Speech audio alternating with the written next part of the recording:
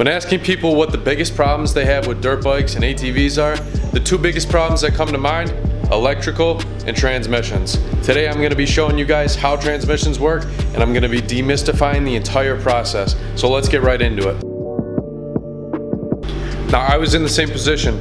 2 years ago, transmissions were Greek to me, but now I want to show you guys, I want to make this video, help you guys out. If you're in the same position as I was, this video will help you a ton. We're going to go over fixed gears, freewheeling gears, sliding gears, main shafts, counter shafts, forks, dogs, pawls, shift drums, and gear position sensors. Now, if that sounds good to you, stick around. We're going to get right into it. All right, everybody, let's start with the main shaft right here. This is going to be your main shaft, and we're going to go through the three different types of gears. So the first gear you're going to have is a fixed gear. That's going to be fixed onto the shaft, and as you can see right here, it doesn't spin, doesn't move. Just inspect the teeth. All right, our next gear is going to be a freewheeling gear. This gear, all it does is spin. Okay, you're going to want to move it side to side, check for lateral play. If there is excessive play, you're going to want to replace the bearing. Our next gear is going to be a sliding gear. All that's going to do is slide back and forth on the splines, just like this. After that, we're going to have another freewheeling gear.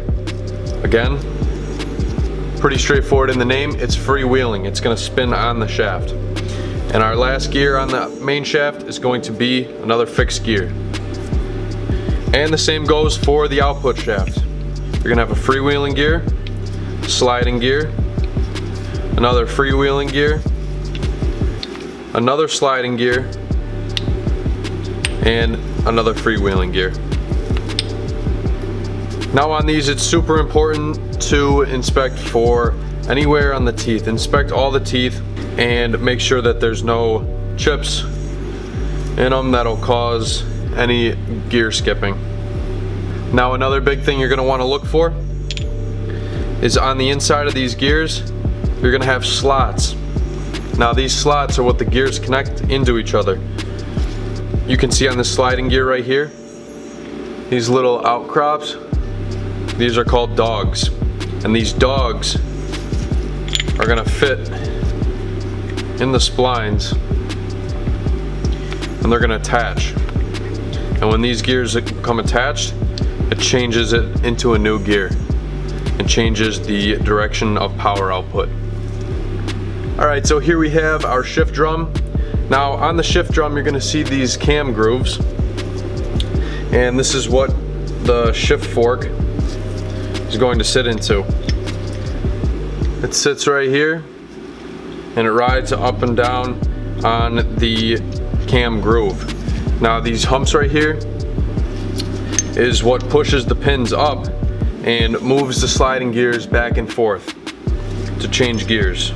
A big problem on transmissions is the cam grooves. The top portions right here, they get worn down, they get flat, and the pins don't stay in their correct gears.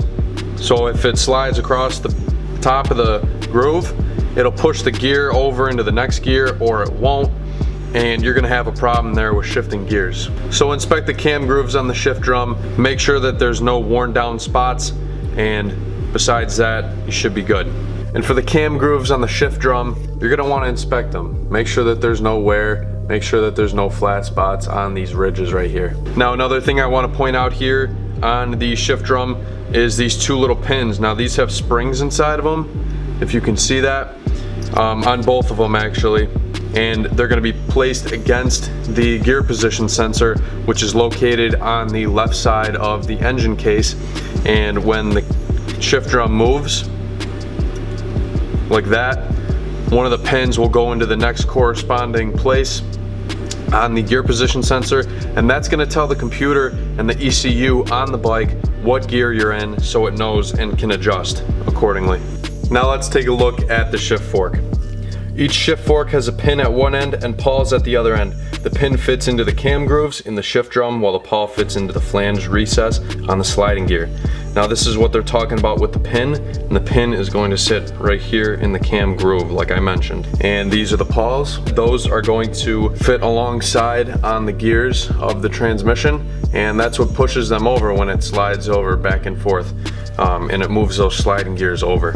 And guys, that's it. That's the basics of transmissions and how they work and the breakdown of them. To make sure you're looking at those specific spots that I told you about and put everything back together the way you got it. If you ever need reference to whatever you're working on, you can go check it out on any part diagram that you can find from parts website online. And if I missed anything, be sure to let me know in the comments. I'm not a professional by any means, but I do know a little bit about transmissions, and I wanted to share it with you guys to help you guys out if you're just getting started with them and help demystify a little bit of it for you guys. All right, thanks for sticking around to the video. If this video helped you out, be sure to subscribe and hit the bell notification so you never miss a video.